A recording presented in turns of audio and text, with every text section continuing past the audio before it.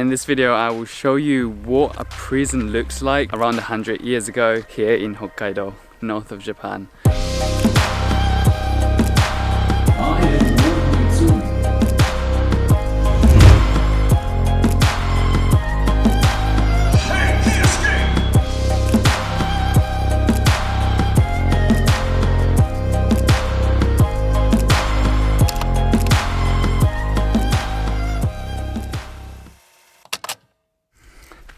Welcome to a snowy day here in Abashiri. Today I have come to Abashiri Prison Museum.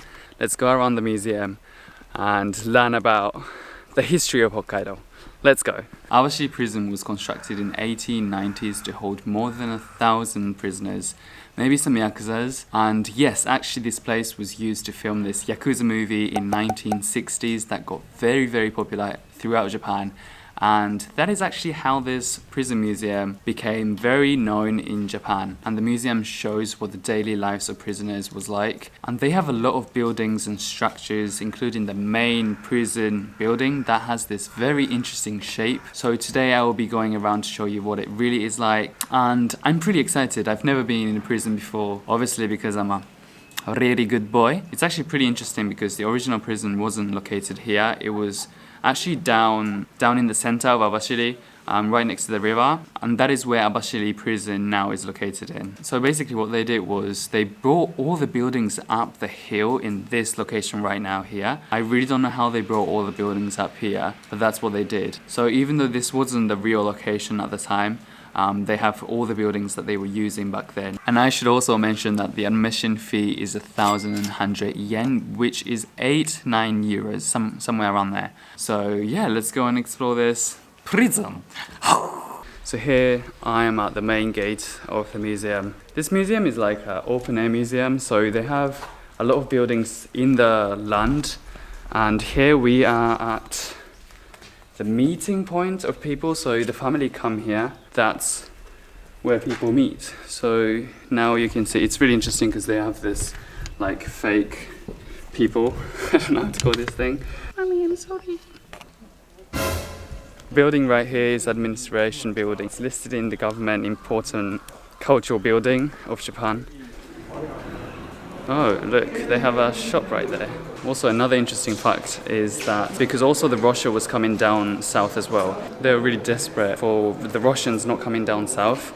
So they sent all these prisoners to Hokkaido to make them work in Hokkaido to build more stuff, build more towns, villages, buildings and everything. Seeing the amount of prisoners that was sent from the mainland of Japan, you can really see how desperate the Japanese government was at the time. The Russian Empire was expanding toward Hokkaido. The Japanese government came up with a policy to deal with this, to settle the frontier with former soldiers, colonists, and prison inmates, and defend Hokkaido from the menace of the Russian Empire.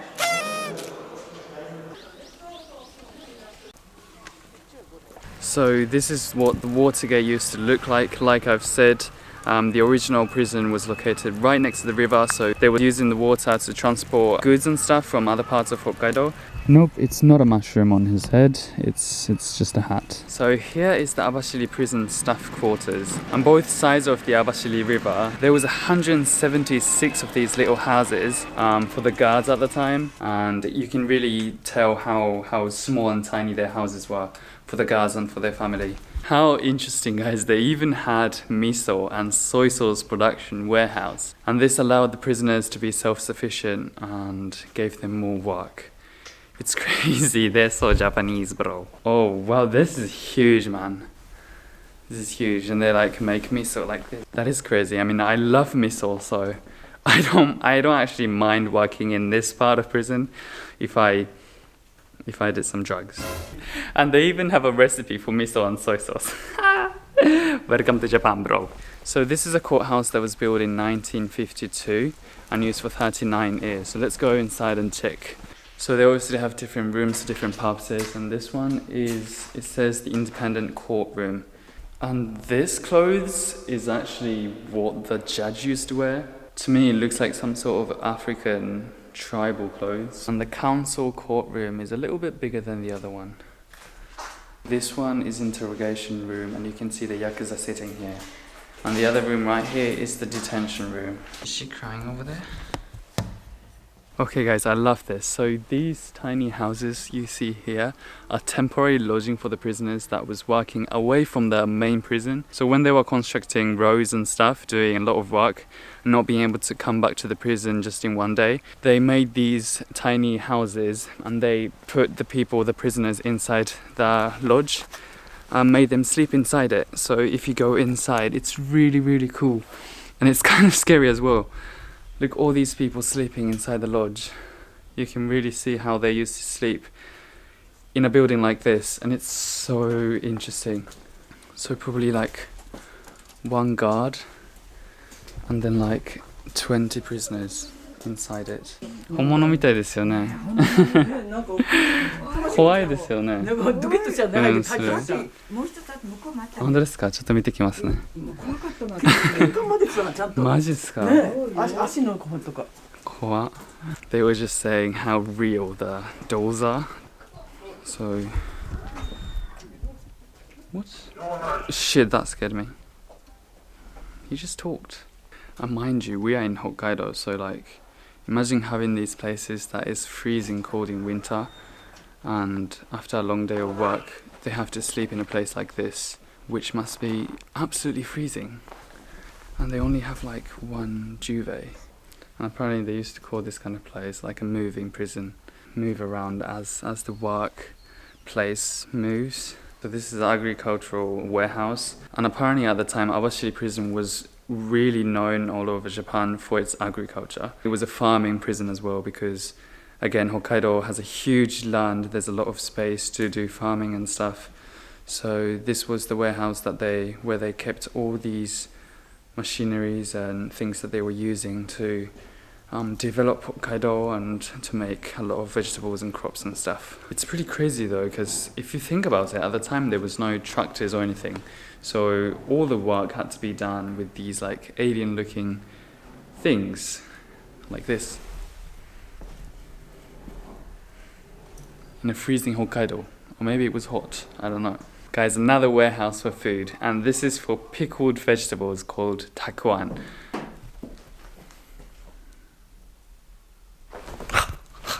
I'm starting to feel like they would have a ramen warehouse or sushi warehouse. They have warehouses for everything. What's next? So right now I'm in a place where you can actually see what the rooms look like right now in the Abashiri prison. They even have a TV and a sink and a toilet. Wait, the toilet has a window so people can see someone shitting. That's not very smart. It says 6 people here. So this is the prison room only for one person. Okay, it's not that bad. Have a look.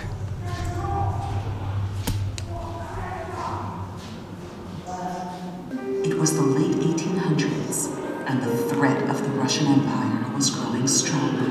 The Meiji government gathered over 1,200 criminals from around the country in a small fishing village called Abashi.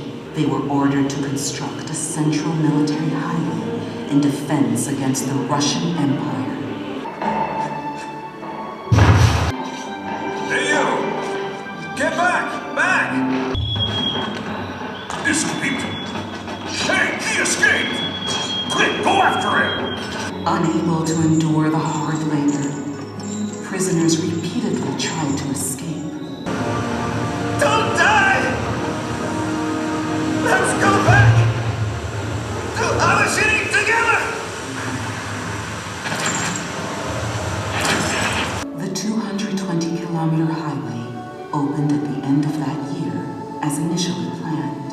However, 1 in 6 prisoners, over 200 in all, as well as many prison guards, lost their lives. That is pretty insane.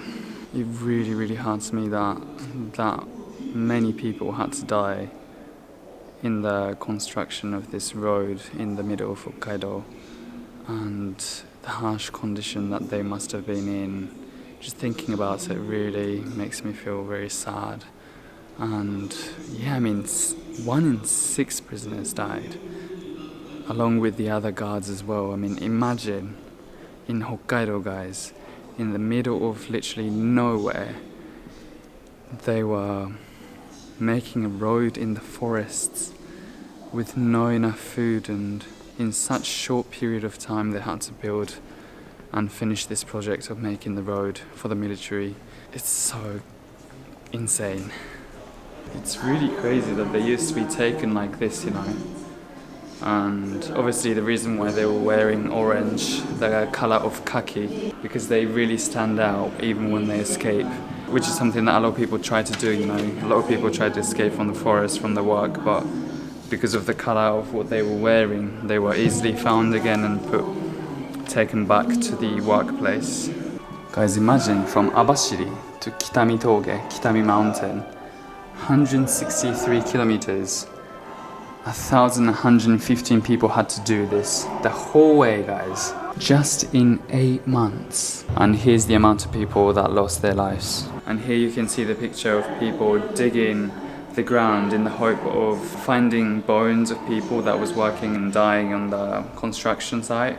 It says here that the people that was digging was really hoping that they won't have to see the bones, but at the same time they felt like they wanted to find them. You know, they had this really complicated feeling about finding the body, finding the bones of the people, you know. Like I said on the video, all the bones that were collected, they were gathered in one place, in different cemetery along the road. I was just listening to the guy that was in charge of the farm of Abashiri prison at the time, and I was really amazed by how many of different kinds of vegetables that they were growing, and even animals, a lot of animals. He was explaining about how the prisoners can get and learn so much from the farming. And the most interesting part was when there was the harvesting season. They call it a harvest festival, and they even do karaoke and dancing and everything to really celebrate the vegetables and all the things that they grew. Hearing the real life of the prisoners at the time really fascinates me, you know.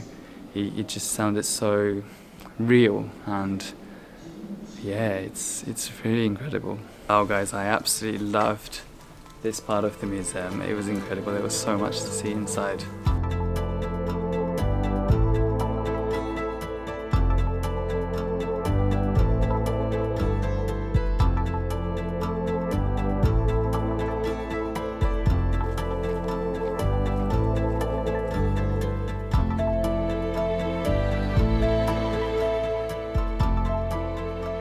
So right now I'm walking towards the main building of Abashiri Prison Museum. Also the weather has completely cleared, so no hailing anymore, which I'm so happy about. I'm just walking in the building, but it is pretty crazy. If you stand in the middle, you can see the entire corridors.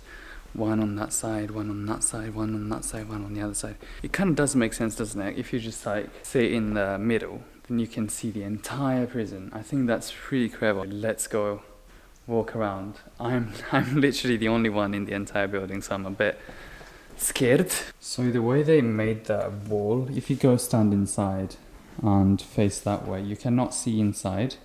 But actually, if you stand in the middle, you can see both sides. So from the guard, you can really see what's going in the cells. But if you're inside, you cannot see what's going outside. I think that also is so smart.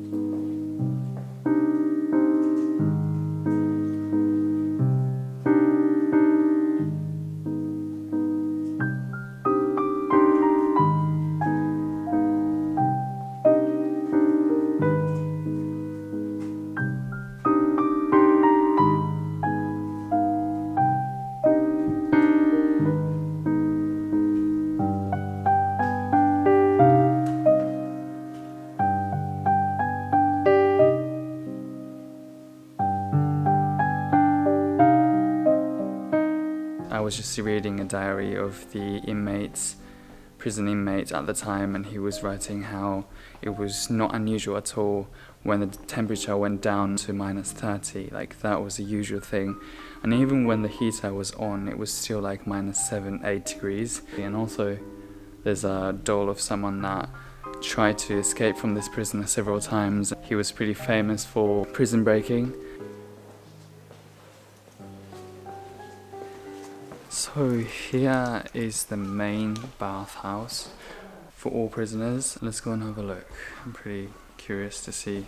So as you can see, it's all wooden. He also talked about how it was so necessary for the prisoners to have baths because they needed to prevent all like skin infections and stuff.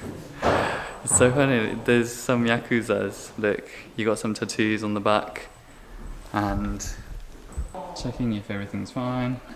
Oh, yakuza. He is yakuza. He is yakuza. He is also yakuza.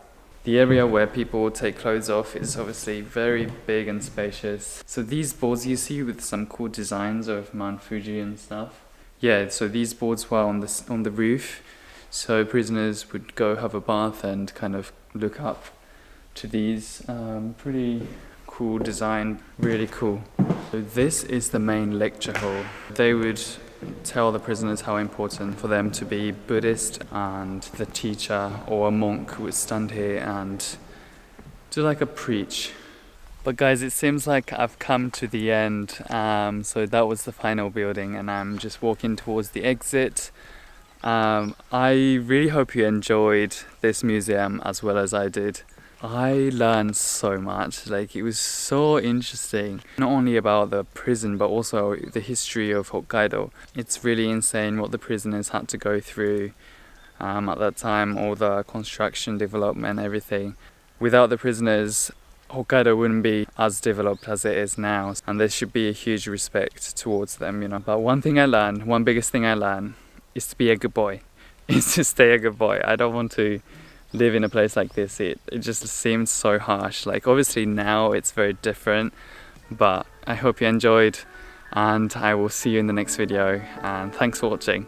Ciao ciao, bye bye. I'm out of the prison.